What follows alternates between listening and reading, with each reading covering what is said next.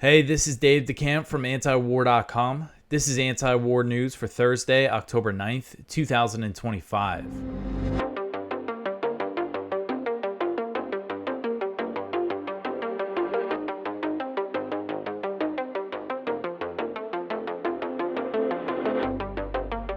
All right, so I am back from my one day off. I had a good time last night doing Timcast with Matt Gaetz, who was the guest host. And Kurt Mills was there as well from the American Conservative. I'll talk about it at the end of the show. We talked about some very interesting things. But I want to start with the news because we actually have some good news to start with. What is hopefully good news, what hopefully leads to peace and relief for the Palestinians in Gaza. The first story at the top of antiwar.com today, Trump says that Hamas and Israel agree on a Gaza ceasefire.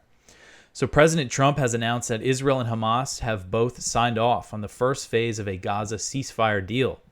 So this is Trump's post from Truth Social. I'll just read the whole thing.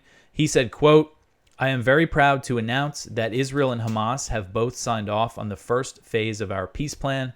This means that all of the hostages will be released very soon, and Israel will withdraw their troops to an agreed upon line as the first steps toward a strong, durable, and everlasting peace.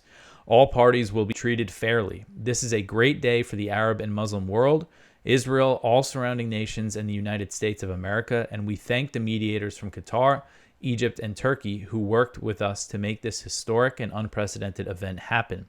Blessed are the peacemakers," end quote. So Dropsite News reported earlier that Hamas and other Palestinian factions had agreed to a framework for a Gaza ceasefire deal, and it wasn't long after that, those reports first came out, that Trump announced this. And Trump is saying he might travel to the region this weekend, go to Egypt, and I believe Israel. And according to the Dropsite report, Hamas has actually agreed to a deal that will involve Israeli troops remaining in Gaza. As Trump said, they're going to pull back to some kind of line. But as I understand it, they're still going to control and occupy a good portion of Gaza.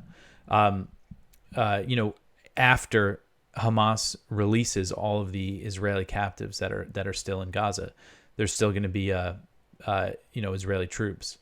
Hamas was initially opposed to a deal that did not include a full Israeli withdrawal from Gaza with the release of the hostages. A source told Dropsite that Hamas was now trusting President Trump to guarantee that Israel will not restart its genocidal war. The source said, quote, "Trusting Trump's word is the gamble they are taking. If it works, they will be considered geniuses. If it fails, they will be considered fools. It's as simple as that," end quote. So Israel previously broke the ceasefire, the Gaza ceasefire deal that was signed in January. They've been flagrantly violating the Lebanon ceasefire. So they have a lot of reasons not to trust Israel, that they're going to keep their word, and that once Hamas gives all its leverage away, that they're not just going to restart the bombing after that. And they're saying that they're taking Trump's word. And there's a lot of reason to doubt Trump's word when it comes to things like this related to Israel in the Middle East. I mean, you look at what happened to Iran when they were engaged in negotiations with the U.S. So there's a lot that could go wrong here, and all the details aren't worked out. And another thing is that Al Jazeera reported that Israeli airstrikes hit Gaza City as Palestinians were celebrating Trump's ceasefire announcement. Oh, another detail here. Netanyahu said that he's going to convene his government tomorrow on Thursday, and they're going to approve the deal. So I don't think there will actually be officially a ceasefire until that happens. And historically, Israel has ramped up its bombings, in the hours leading up to a ceasefire. So hopefully it doesn't get too bad. But there's reports of airstrikes happening basically right now as I'm recording this. Again, all the details, haven't been worked out for the deal. Trump's language, he said that they agreed to the first phase. There's still a lot of other things that need to be worked out for the long-term deal. So again, there's a lot that could go wrong, but let's hope, and I'm certainly going to pray that this, again, leads to some real peace and relief for the people in Gaza and brings a calm to the region. Because one thing that this will stop too is the Houthi, the attacks from Ansar Allah in Yemen. It'll really bring calm to the region. All right, so the next one here, Israel has damaged or destroyed 83% of all buildings in Gaza City. Also, the other thing is that Netanyahu, if he's agreeing to a ceasefire in Gaza, he's probably going to want to start something somewhere else, maybe another Iran war. But anyway, so back to this story here. So the UN said on Wednesday that Israeli forces have damaged or destroyed 83% of all buildings in Gaza City. And the UN spokesman said that this is about 81,000 housing units have been damaged. And since early August, the IDF has been conducting an offensive in Gaza City with the aim of cleansing it of its Palestinian population, removing all the civilians, and destroying every single building. And this is according to the Israeli IDF plans, as reported by Israeli media. You know, there's no secret what their plan was for Gaza City. So hopefully this assault will be halted because there's still hundreds of thousands of civilians in the city who Israel Katz, the defense minister, has declared are terrorists because they didn't leave. But again, hopefully this is going to be called off. So, you know, the way that they've been destroying, is again, this started in early August. They were pushing into some of the neighborhoods of Gaza City, and the Israeli forces on the ground would come in with tanks, and they destroyed buildings in kind of a few different ways. One of them was they were sending in armored vehicles that were like remotely operated, and then they would blow them up. They would drop grenades from drones, you know, tank shelling, bulldozers would come in. They were doing things like that, like really systematically going block by block. And then also, as you see in this picture here, Israeli airstrikes were targeting the high-rise apartment buildings and taking them down. All right, so the next one here, the U.S. spent $31 billion aiding Israel in the past 2 years. So this article is from Kyle Anzalone, and this is based on a report from the Costs of War Project at Brown University. And so they put out their report on the total cost, you know, what it has cost the U.S. to support Israel and its wars over the past 2 years. And they have come up with a number. It's between $30 and $33 billion. And that includes military aid, which is about $21 billion. An important caveat here is that doesn't include all of the weapon sales that have been approved, the U.S. funded weapon sales. But haven't been, completed yet. So there's still other things that have been approved that are not included in that $21 billion. And then, so you have that. And then there's also the military cost for U.S. military operations in the region, bombing Yemen on behalf of Israel, bombing Iran, and all the interceptors that they use to defend Israel from Iran. So they estimated that cost is between 10 and 13 billion. So that's where we're at to support the genocide in Gaza and all these wars across the region. $30 to $33 billion. All right, so the next one here, UNICEF says end the war on Gaza children after 64,000 have been killed and maimed. So this article is from Brett Wilkins. So after 2 years... Sorry, I got some bugs bothering me. After 2 years of U.S.-backed Israeli genocide in Gaza that's left hundreds of thousands of Palestinian children dead, maimed, starved, sickened, and displaced, and countless others traumatized for life, a key United Nations leader on Wednesday urged an immediate ceasefire and entry of humanitarian aid into the embattled Strip. So this is the UNICEF, which is the UN's Child Relief Agency executive director. She said, quote, in the last 2 years, a staggering 64,000 children have reportedly been killed or maimed across the Gaza Strip, including at least 1,000 babies. We don't know how many more have died due to preventable illness or are buried under the rubble, end quote. And so there's at least 20,000, based on the health ministry numbers, their list that they release where they identify everybody. It's like 18,500 children that have been killed. And of that is almost 1,000 babies, 1,000 infants, 1,000 people under one. You see this math that people do where they say October 7th was like 19 9/11s based on Israel's population. And what was it? 1,200 people killed total, including the civilians, this is just rough numbers, but it's like 800 civilians, 400 military and security personnel. They've killed at least 930 babies in Gaza. How many October 7th worth of dead babies is at. I don't mean to sound, sorry if that sounded crude, but I mean, you just really think about that. It's almost at the number of people killed on October 7th in Gaza, and Gaza has a smaller population than Israel, much smaller. So, people like to think of these things in those type of terms, and I was just thinking about it earlier. And that's, again, these are low counts. And if I have new listeners, the Gaza Health Ministry numbers at this point, they're not seriously challenged. Studies have shown that they are likely a significant undercount. And again, these are lists where they release the names, identification numbers, and these are identification numbers I believe that they get from Israel. And they haven't been challenged. So again, it's just a staggering number of children and babies that have been killed and maimed with U.S. bombs, and just such a crime that our government has been supporting this for 2 years. So again, let's hope that peace prevails. All right, so the next one here, the U.S. is working on a strategy to eliminate Maduro. So the Trump administration is working on a strategy to eliminate Venezuelan President Nicolas Maduro, according to a report from Politico's National Security Daily. The report focused on U.S. Special Envoy Rick Grenell, who was recently instructed to halt his diplomatic efforts with the Venezuelan government. Sources told NatSec Daily that they didn't think the move meant Grenell was on the outs, but rather that the U.S. was now focused on escalating its efforts to oust Maduro. So a person familiar with the Trump administration's thinking told NatSec Daily, quote, "The president is serious. No more mixed messages. No more excuses. There is now a coherent whole of government strategy to eliminate Cartel de los Soles and its leader," end quote. So that's the Cartel of the Suns, and what they're referring to there, this is a term that's used to describe a network of Venezuelan government and military officials allegedly involved in drug trafficking.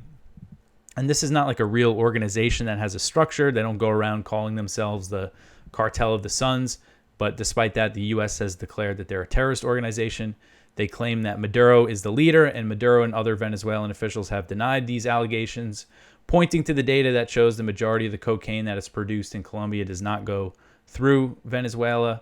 And of course, we've seen Trump and other officials frame this as a battle against fentanyl, which just does not come from Venezuela. But this is the pretext for regime change. So what that official is saying, we're going to eliminate the Cartel de los Soles and its leader. They're talking about Maduro. They're talking about the Venezuelan government. And the Trump administration appears to be determined to really escalate this to the next level. And what has the military campaign involved so far? They've bombed at least 4 boats.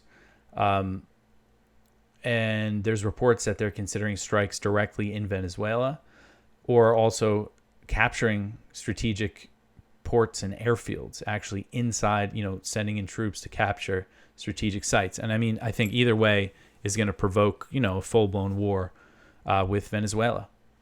All right, so the next one here, Trump has not provided Congress evidence that targeted boats had drugs. So this article is from the AP.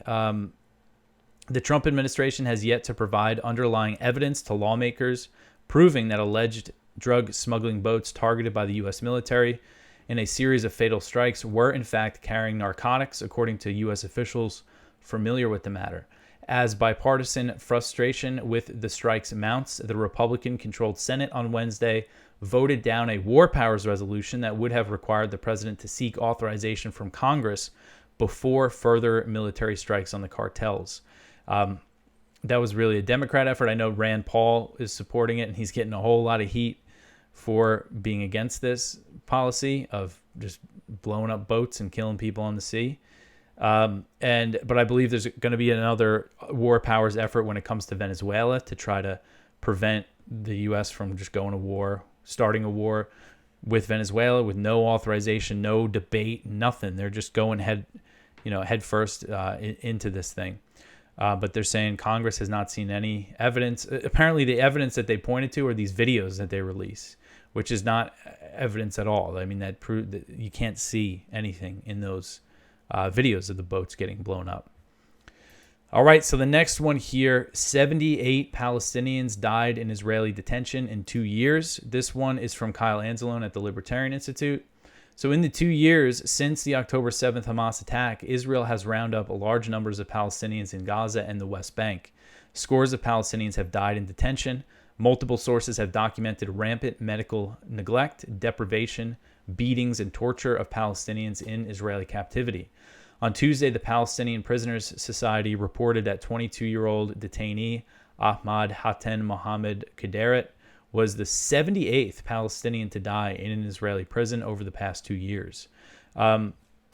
So 78 Palestinians have died in Israeli prisons since October 7th. And this is just something you don't hear about. But you have Ben Gvir bragging about the deteriorating conditions, treating them like this, depriving them of food, really limiting their food rations. And we've just seen this horrific treatment. So this Kaderet was arrested on May 23rd, 2024, and he was held without trial or charge despite his chronic diabetes, and was placed in inhumane conditions in the notorious Naqab prison for most of his detention. In recent months, Kaderet's health severely deteriorated after contracting scabies skin disease, which caused intense itching and repeated seizures. He also suffered from severe hunger episodes, dangerously low blood sugar due to his condition, and extreme difficulty moving or meeting his daily needs. His weight dropped to about 40 kilograms. And we've just seen so many stories like this. Several outlets and agencies have reported severe and ubiquitous abuse in Israeli detention facilities that could amount to torture. You've seen sexual abuse, all sorts of just horrific stuff. And again, just this never gets any sort of attention. All right, so the next one here, Lebanon, Israeli strikes kill 4 in 48 hours. So this one's from Jason Ditz. So Israel continued with its airstrikes against southern Lebanon early this week. So they've killed 4 people over a 48-hour period. And they claimed that 3 of the people in question were Hezbollah members, though evidence to suggest this was scant. And one of these includes, I covered earlier this week, they killed a husband and a wife. And the husband was someone who apparently was targeted in the pager attack and was blinded. So he lost his sight, so he couldn't see. But Israel felt the need to kill him anyway, and they killed him along with his wife. And then on Tuesday, there was more strikes in southern Lebanon, and they killed 1 person. And then there was another strike on Wednesday morning. So they've just continued the basically daily airstrikes in Lebanon, despite the ceasefire deal that was signed almost a year ago. All right, so the next one here, Ben Gvir leads 1,300 Israelis in Al-Aqsa Mosque incursion. So this article is from Middle East Eye. So Israeli Minister Itamar Ben Gvir led hundreds of ultra-nationalists in a raid on Al-Aqsa Mosque on Wednesday, the second day of the Jewish holiday of Sukkot. Under the protection of heavily armed forces, the Minister of National Security took part in religious rituals alongside many others. The raid, along with the performances of prayers in the mosque's courtyards, violates the long-standing status quo. This is something that Ben Gvir has been doing, a lot lately.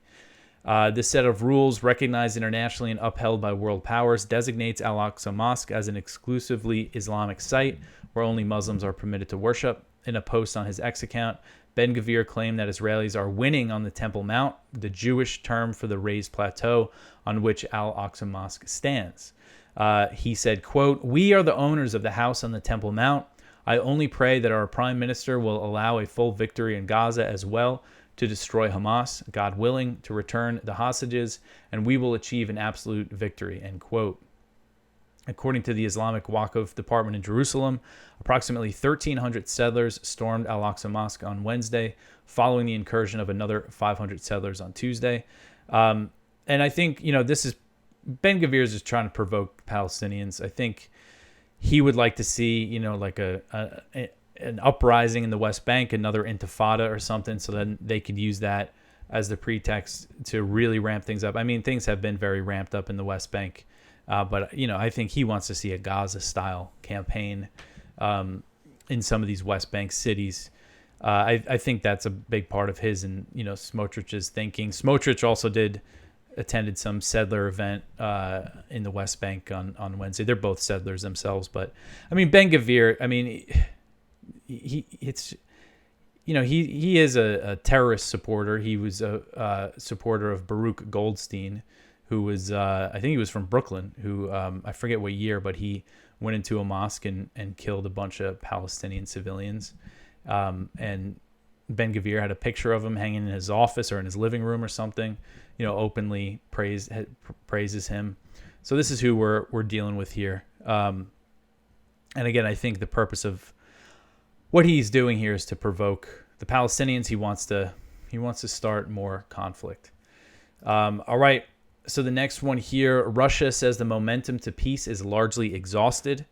So Russian Deputy Foreign Minister Sergei Ryabkov on Wednesday said that the momentum toward a peace deal in Ukraine following the August 15th summit between President Trump and Russian President Vladimir Putin has been largely exhausted as the two sides remain very far apart on the conditions to end the war.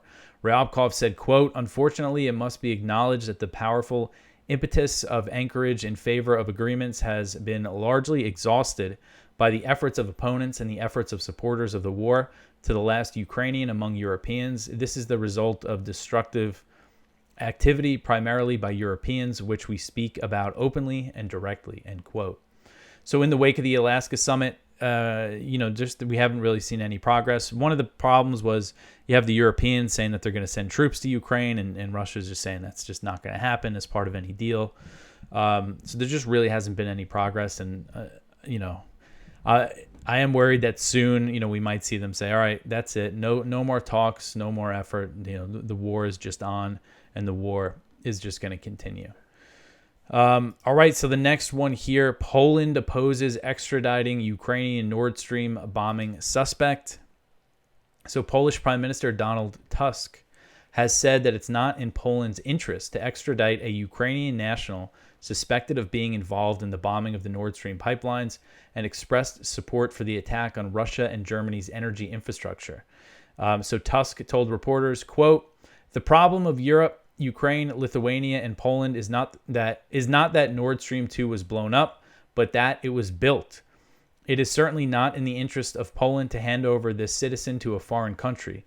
Russia, with money from some European states and German and Anglo-Dutch companies, built Nord Stream 2 against the vital interests not only of our states, but of all of Europe. And there can be no ambiguity about that," end quote. So basically saying that he supports blowing up the Nord Stream pipelines.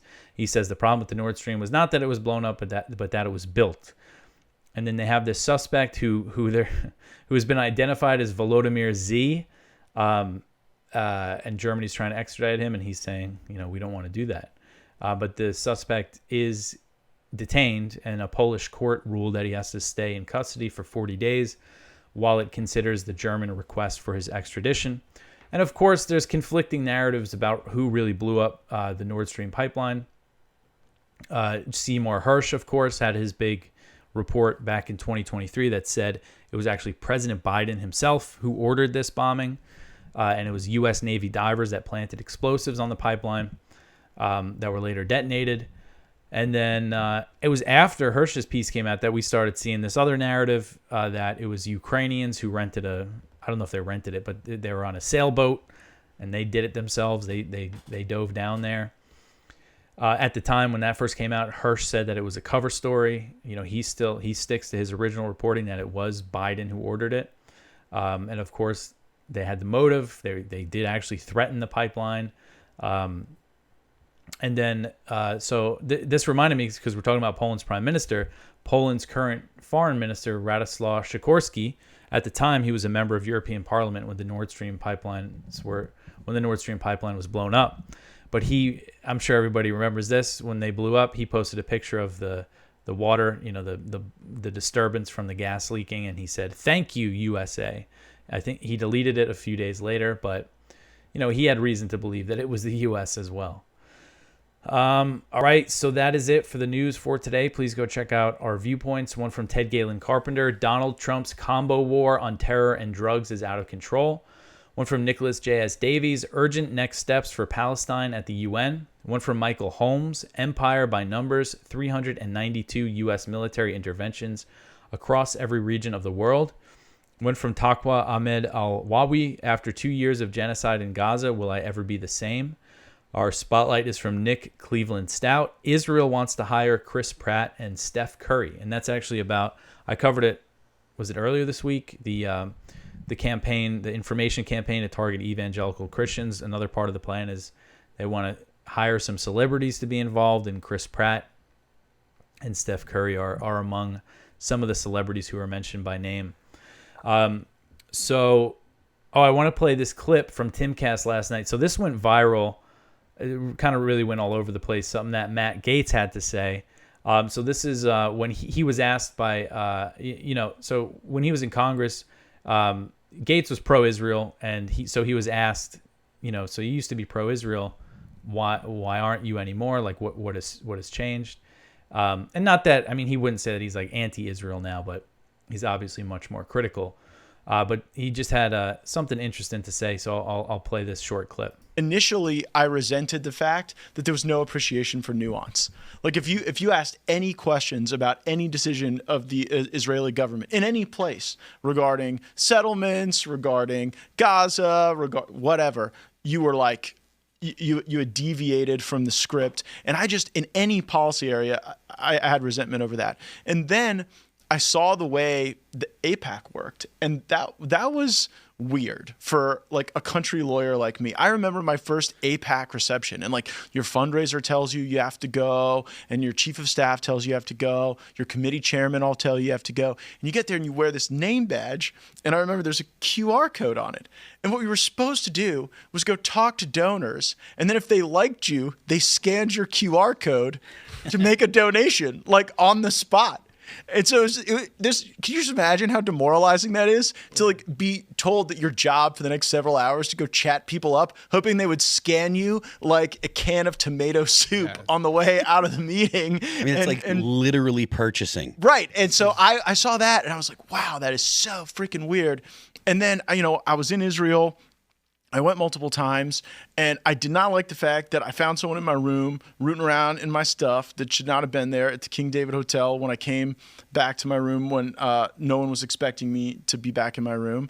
And I just presumably Israeli law enforcement. I don't know who it was. I just thought, like, this is weird. All of these things combined are odd, and then the policy outgrowth seems to be an obsession about the Middle East that has not served my generation well. So, yeah, I thought that was interesting, having the barcode on him basically and going around to the donors. And also, I heard him tell that story before, that when he went to one of his first congressional trip to Israel, and he went back to his room and somebody was rooting around in there. It was interesting conversations that we had about a few things, foreign policy related. One of the things was Iran. So Matt had me and Kurt Mills on, who've basically become regulars on his OAN show. We disagree on things. Matt and I, one of the things is Venezuela. He is not pro regime change, as I gathered. I couldn't really nail him down. But we disagree about, the actions against the cartels and stuff. Although I think he is certainly open to our ideas. And then another thing that was interesting, we talked about China, and Gaetz said, no way should we ever try to defend Taiwan. What else did we hit on? We talked about a lot of stuff. I wanted to talk about Gaza more. And before the show, I was helping him pick out topics. So lined up all this Gaza stuff, but then kind of just, we talked about all sorts of other things. But it was an interesting experience. It was pretty cool. So if you have, I think 2 hours, you can go check it out. I'll put the link in the description. The first half hour, they talked about like government shutdown and politics stuff that I'm not super knowledgeable about. But then we got into foreign policy stuff, and one of the other co-hosts is pretty pro-Israel and wants war with Iran and everything. So we had a little debate about that. But yeah, it was interesting. It was cool to do. It's nice to always go do things in person, especially because for my job, I'm always sitting behind a screen, talking to people over Zoom and stuff. So, but anyway, that's it for me. Again, let's really hope that this Gaza ceasefire thing works out, at least brings some relief to the people on the ground. We're definitely going to be keeping a close eye on it. But like, subscribe, comment, all that stuff. And I will be back tomorrow with some more news. Thanks for listening.